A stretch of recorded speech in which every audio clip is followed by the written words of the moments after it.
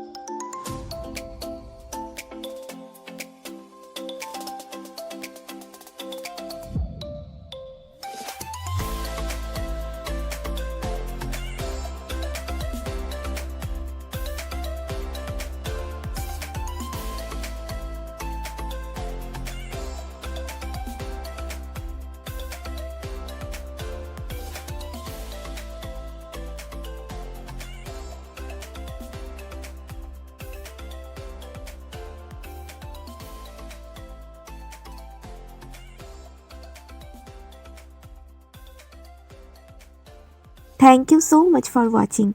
See you in the next video.